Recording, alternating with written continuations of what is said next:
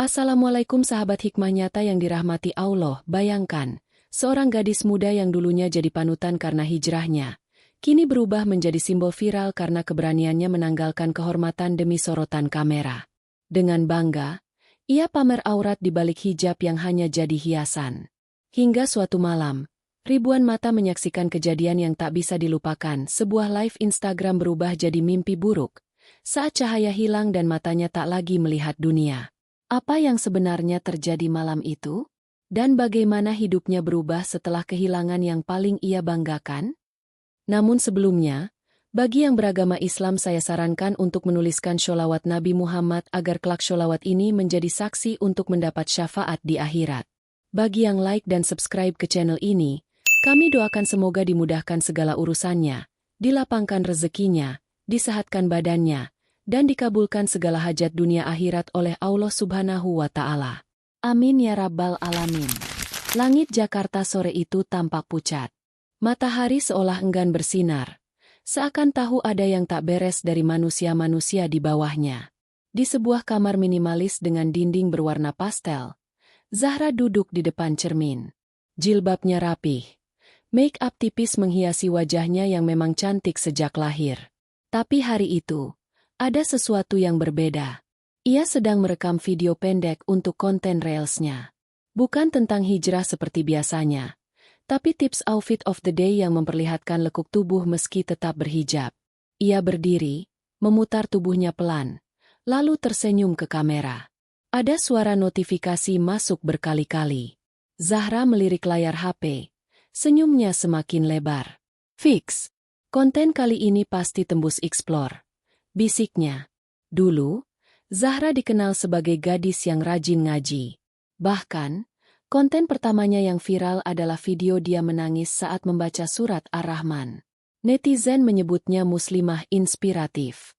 Tapi semua berubah sejak ia bergabung dengan salah satu manajemen influencer yang menjanjikan exposure dan kontrak jutaan rupiah.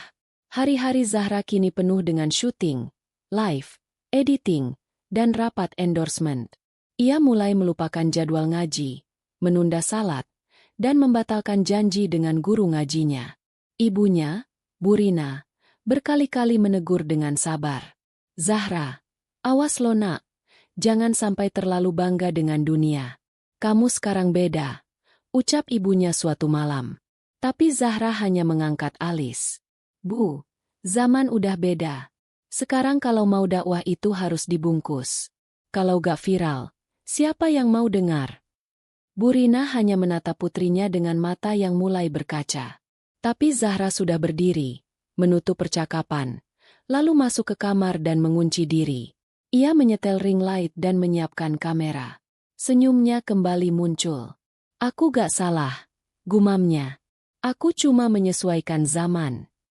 Malam itu, Zahra tidur larut. Di dalam tidurnya, ia bermimpi berada di sebuah ruangan putih yang terang. Tapi aneh, meski terang, ia tidak bisa melihat. Matanya terbuka, tapi semuanya tetap gelap. Ia berteriak, tak ada suara yang menjawab. Pagi harinya, Zahra bangun dengan napas memburu. Ia menatap cermin. Matanya normal. Semuanya terlihat seperti biasa. Ia menggeleng, tertawa kecil. Ah, mimpi jelek, katanya sambil mencuci muka. Tapi entah kenapa, mimpi itu tertinggal di benaknya. Ada rasa yang aneh, seperti firasat, seperti pesan. Hari itu Zahra memutuskan untuk membuat konten baru. Ia mengenakan celana panjang ketat dan blus yang membentuk tubuhnya. Jilbabnya tetap ia pakai, tapi kali ini hanya sebagai hiasan. Ia duduk di depan kamera dan mulai merekam tutorial lipstik sambil tersenyum manis. Saat ia unggah, likes langsung membanjiri. Komentar dari pria-pria asing berdatangan, memuji kecantikannya, mengagumi tubuhnya, dan menawarkan hal-hal yang tak senonoh. Zahra hanya tersenyum sambil menutup komentar negatif. Ia tidak peduli. Yang penting, statistiknya naik. Sore itu, sahabat lamanya, Nisa, mengirim pesan panjang. Menegur dengan lembut. Mengingatkan tentang awal niat hijrah Zahra yang dulu begitu indah. Tapi Zahra hanya membaca sepintas. Ia membalas dengan satu kalimat pendek. Aku gak butuh ceramah dari kamu, Nis. Lalu ia blokir kontak Nisa. Malam semakin larut. Zahra menyiapkan jadwal live untuk besok malam. Ia akan bagi-bagi hadiah buat followers yang paling aktif. Targetnya, live itu harus tembus 30.000 penonton. Ia ingin mencetak sejarah. Di balik semua pencapaian dan senyuman Zahra di layar, ada hati yang mulai kosong. Ada suara kecil yang ia coba tutup rapat-rapat.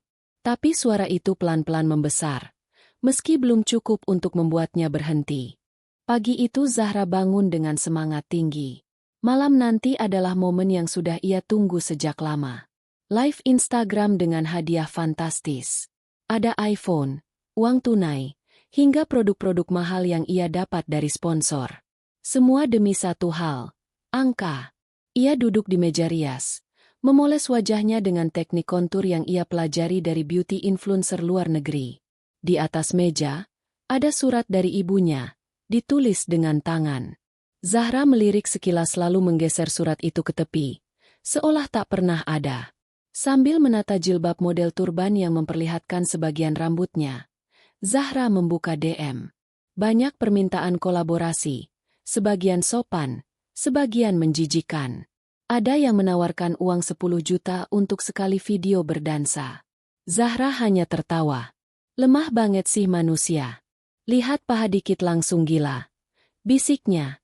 Ia menyusun skrip ringan untuk live malam nanti. Topiknya adalah self-love dan body confidence.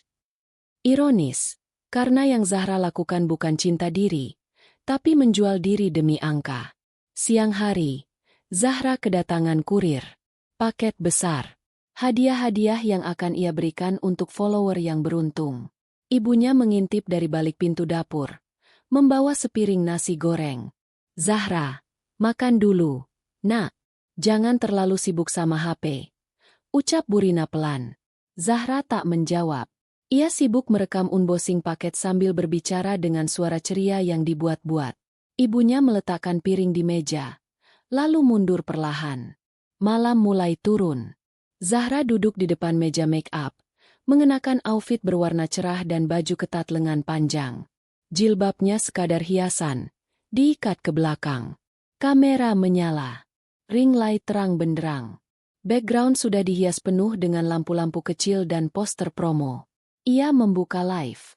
Dalam beberapa detik, 5.000 penonton masuk.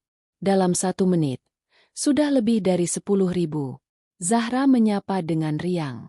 Halo semua. Malam ini kita akan bagi-bagi rezeki. Yuk komen dari mana aja Serunya sambil melempar senyum. Komentar membanjir. Beberapa lelaki mulai menggoda, memuji lekuk tubuhnya. Zahra tidak peduli. Ia bahkan membacakan beberapa komentar kotor sambil tertawa, membuat penonton makin gaduh. Aku ini dakwah juga loh, guys. Katanya dengan nada menggoda. Dakwah gaya baru. Jilbab bisa kok tetap cantik, tetap seksi. Beberapa follower lama langsung marah di kolom komentar. Salah satunya bahkan menulis, "Kamu mempermalukan Islam." Zahra membaca itu, lalu mendengus. Kalau Allah gak suka, kenapa rezeki aku lancar terus? Mikir dong. Katanya sambil tertawa lepas. Ia tidak sadar. Ibunya berdiri di luar kamar, menggenggam tasbih, menatap putrinya dengan mata basah. Jam terus berjalan. Viewers makin banyak. Zahra mulai merayakan keberhasilannya secara terbuka. Dalam live itu, ia berkata, "Kalian pikir aku gak tahu dosa? Tapi dosa gak akan jadi masalah kalau kita tahu caranya nikmatin. Dunia ini milik yang berani, bukan yang sibuk nyinyir." Komentar mulai gaduh. Ada yang keluar dari live, ada yang menulis istighfar berulang kali. Tapi ada juga yang terus memuji dan mengirimkan gif. Zahra senang. Ia merasa menang. Ia merasa tak tersentuh. Tapi di balik semua itu, hatinya mulai merasakan sesuatu yang aneh. Saat menatap kamera, ia melihat sekelebat bayangan gelap di pinggir layar. Ia mengedipkan mata. Ia melanjutkan. Tertawa. Bernyanyi kecil. Lalu membagikan nama-nama pemenang giveaway. Tapi bayangan itu muncul lagi. Kali ini lebih dekat. Zahra berhenti bicara. Ia diam sejenak, menatap lurus ke kamera. Aneh, kalian lihat sesuatu barusan gak? Katanya pelan. Komentar kembali gaduh. Ada yang menyebutnya akting. Ada yang mengira prank. Tapi Zahra mulai merasa dadanya sesak. Tangannya dingin. Jantungnya berdetak lebih cepat dari biasanya. Live masih berjalan. Ia coba mengalihkan topik. Tapi matanya terus mengarah ke satu titik. Seolah melihat sesuatu yang tidak dilihat orang lain. Tanpa ia sadari, awan mendung perlahan menutupi langit. Di luar kamar, angin mulai bertiup aneh. Ibunya masih berdiri, kini sambil membaca istighfar lirih. Sementara Zahra kembali ke layar, mencoba tersenyum. Tapi senyum itu kini terasa kaku. Sesuatu sedang mendekat. Dan malam itu, bukan hanya viewers yang akan menyaksikan pertunjukan. Malam mulai menebalkan sunyinya. Zahra duduk tegak di depan kamera. Tubuhnya bersandar di kursi rotan putih yang selama ini selalu menemani sesi live-nya. Viewers melonjak drastis, menyentuh angka 32.000 penonton. Komentar terus bergerak tanpa henti. Sebagian memuji wajah cantiknya, sebagian mengutuk pakaian ketatnya, sebagian lagi menyuruhnya bertaubat. Zahra tidak menggubris. Ia merasa di puncak dunia. Puncak validasi. Puncak eksistensi. Di layar, ia membaca satu komentar dengan tawa sinis. Lihat aja nanti, azab turun langsung pas live. Zahra tertawa kecil. Ia mendekat ke kamera, lalu berkata dengan nada menggoda. Kalau ada azab, pasti sinyalnya error duluan, bukan gue yang buta. Suasana live makin ramai. Zahra mulai memanggil nama-nama peserta giveaway, lalu mengumumkan pemenangnya satu persatu. Ia berdiri, mengambil satu kotak hadiah dan menunjukkannya ke kamera. Cahaya ring light menyorot wajahnya terang sekali, seolah tak ada ruang untuk bayangan. Tiba-tiba, Zahra menghentikan gerakannya. Tangannya yang menggenggam hadiah bergetar ringan. Matanya menatap kosong ke depan. Loh, kok? Katanya pelan. Kepalanya menoleh kiri dan kanan. Siapa yang matiin lampu? Bisiknya. Tapi lampu tetap menyala terang. Penonton melihat semuanya baik-baik saja. Zahra masih duduk di kursinya. Wajahnya masih menghadap kamera. Tapi sorot matanya berubah. Tak lagi menyala. Ia tampak kebingungan. Aneh. Kenapa gelap banget ya? Apa ring light-nya rusak? Komentar langsung meledak. Enggak gelap, Kak. Masih terang. Bercanda ya ini. Fix prank. Ya Allah, apaan ini? Zahra mulai panik. Ia berdiri dari kursinya. Tubuhnya bergoyang tak seimbang. Kakinya tersandung kabel dan hampir terjatuh. Ia memegang meja, lalu terhuyung mundur. Tangannya meraba-raba udara, mencari pegangan. Kenapa aku nggak bisa lihat? Gelap. Gelap banget. Suaranya meninggi, parau, penuh ketakutan. Live masih berjalan. Kamera tetap merekam. Komentar makin brutal. Ribuan orang menyaksikan momen itu secara langsung. Buta. Dia buta beneran. Ini bukan prank. Dia panik asli. Astagfirullah, azabnya nyata. Barusan dia ngejek Allah. Sekarang. Zahra menjerit. Tubuhnya ambruk ke lantai. Kamera terguncang. Angle-nya miring memperlihatkan hanya sebagian wajah Zahra yang meringis kesakitan di atas lantai marmer putih. Ia menangis. Bukan karena sakit fisik, tapi karena ketakutan yang belum pernah ia rasakan seumur hidup. Semua gelap. Tolong. Aku gak bisa lihat. Kenapa semua gelap? Ibunya mendobrak pintu. Nafasnya tersengal saat melihat putrinya terkapar. Matanya terbuka tapi kosong, menatap kehampaan. Burina langsung memeluk Zahra, memanggil-manggil namanya. Tapi Zahra hanya bisa mengulang satu kalimat. Semua gelap, Bu. Semuanya gelap. Burina mematikan kamera dengan tangan gemetar. Tapi sudah terlambat. Potongan video live itu langsung tersebar di media sosial, dipotong dalam berbagai versi, dilengkapi suara komentar, dan bahkan diberi narasi dari orang-orang yang dulu mengidolakannya. Di rumah sakit, dokter memeriksa retina Zahra. Tidak ada kerusakan. Tidak ada trauma. Tidak ada alasan medis mengapa ia kehilangan penglihatan. Semua tampak normal. Namun Zahra tetap tidak bisa melihat. Dia mengalami kebutaan fungsional, ujar dokter. Secara medis, matanya sehat, tapi fungsi penglihatannya tidak bekerja. Zahra terdiam di kursi roda, mengenakan kacamata hitam, menggenggam tangan ibunya erat-erat. Tangisnya mengalir tanpa suara. Dunia yang selama ini ia nikmati lewat sorotan kamera, kini benar-benar hilang dari pandangannya. Malam itu, saat semua tertidur, Zahra duduk sendirian di teras rumah. Angin malam menyapu wajahnya pelan. Di pangkuannya, HP-nya menyala, menampilkan suara notifikasi yang tak henti-henti berdentang. Tapi ia tidak membuka satupun. Ia hanya menatap kosong ke depan, lalu berkata lirih, "Allah, kalau ini caramu menegurku, aku hancur, tapi aku sadar, aku benar-benar buta sebelum semua ini terjadi." Pagi itu Zahra hanya bisa duduk diam di sofa ruang tengah. Tubuhnya dibungkus selimut tipis meski udara tak terlalu dingin. Kacamata hitam masih menempel di wajahnya. Bukan untuk gaya, tapi untuk menyembunyikan mata yang kini tak lagi merespon cahaya. Sejak kejadian live Instagram semalam, ia belum keluar rumah.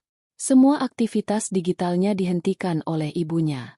HP-nya diamankan, semua akun dikunci, dan nomor manajernya diblokir. Tapi dunia di luar tidak berhenti. Justru kini dunia berlari lebih kencang dari sebelumnya. Video Zahra yang mendadak buta saat live sudah tersebar ke berbagai platform. Judulnya macam-macam.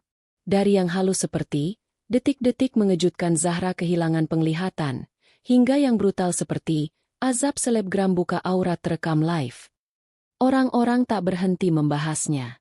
Grup WhatsApp keluarga, tetangga, bahkan forum-forum dakwah mulai menjadikannya bahan pembicaraan. Sebagian merasa kasihan. Tapi lebih banyak yang menyebutnya sebagai pelajaran, peringatan, bahkan pembuktian bahwa murka Allah benar-benar nyata. Wartawan berdatangan ke rumah Zahra sejak pagi. Ada yang mengaku dari media berita Islam, ada yang dari media gosip. Semua ingin tahu, ingin mengintip, ingin melihat wajah sang selebgram yang kini tak bisa melihat. Bu Rina hanya bisa menahan pintu. Dengan tubuh kecilnya, ia berdiri sebagai tameng bagi anaknya. Berkali-kali ia berkata pelan, namun tegas, "Anak saya tidak bisa diwawancara. Tolong pergi." Di dalam rumah, Zahra mendengar semuanya. Suara teriakan wartawan, kilatan kamera, bahkan suara tangis ibunya yang berusaha tetap kuat. Ia duduk kaku, jari-jarinya saling meremas. Kepalanya menunduk, seolah menanggung beban yang beratnya tak bisa diukur. Beberapa kerabat datang menjenguk. Salah satunya adalah Ustadzah Farida, guru ngajinya saat masih SMA. Wanita paruh baya itu datang dengan wajah sayu, mengenakan jilbab abu tua, dan membawa selembar mushaf kecil. Bu Rina mempersilakan masuk. Zahra tetap di tempatnya, tak mengangkat kepala. "Zahra sayang." Suara lembut itu menyapa. Zahra hanya menggeleng pelan. Bibirnya bergerak, tapi tak ada suara keluar. Ia tampak gemetar. Allah tidak pernah tidur. Nak, Dia tidak lalai melihat kita. Kadang, kalau kita terlalu jauh, Dia menahan nikmat supaya kita berhenti berlari, ujar Ustadzah perlahan. Zahra akhirnya membuka mulut. Suaranya lirih, nyaris tak terdengar. "Ustadzah, aku hina banget ya. Aku tunjukin tubuh aku ke ribuan orang. Aku bilang Allah gak marah kalau aku tetap cuan. Aku ngelawan ibu aku. Aku sombong. Dan sekarang, aku beneran buta." Tangisnya pecah. Badannya terguncang. Air mata mengalir. Tapi tidak menetes dari mata yang melihat, melainkan dari hati yang akhirnya sadar. Ustadzah Farida menggenggam tangan Zahra erat-erat. "Kadang, yang membuat kita buta bukan mata, tapi hati.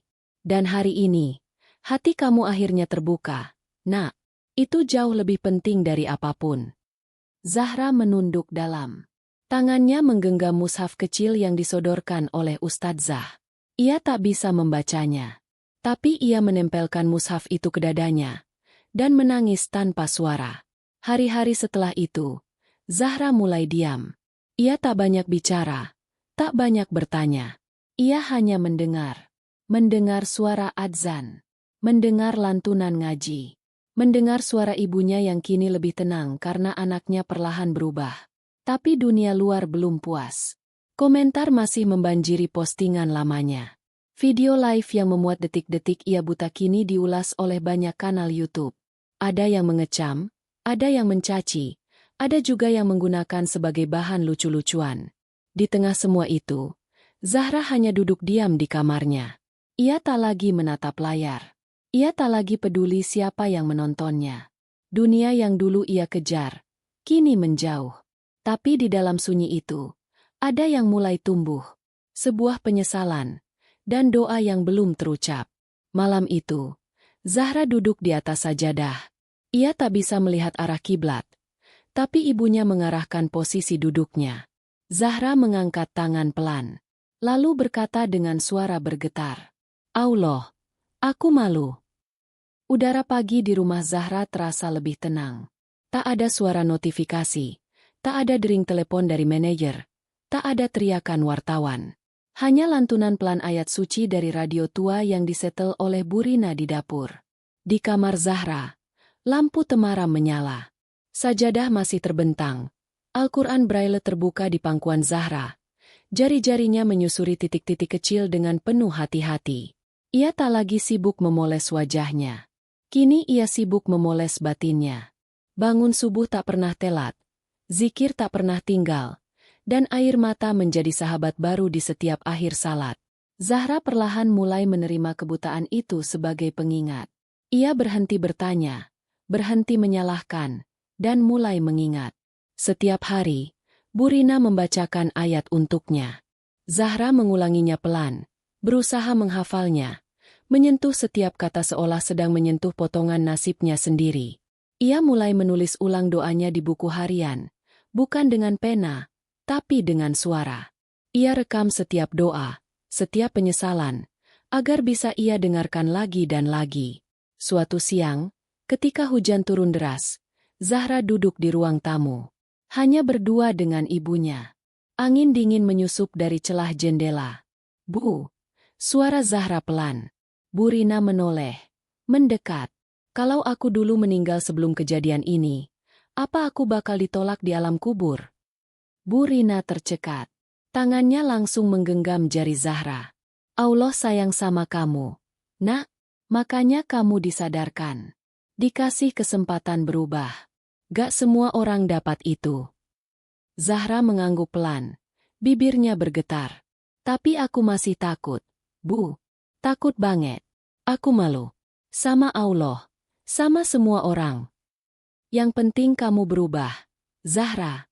Bukan karena takut manusia, tapi karena cinta ke Allah." Zahra tak menjawab. Ia hanya memeluk ibunya erat-erat. Air matanya jatuh membasahi bahu Bu Rina. Pelukan itu lama. Seolah ingin menyampaikan semua luka yang tak bisa diungkap dengan kata-kata.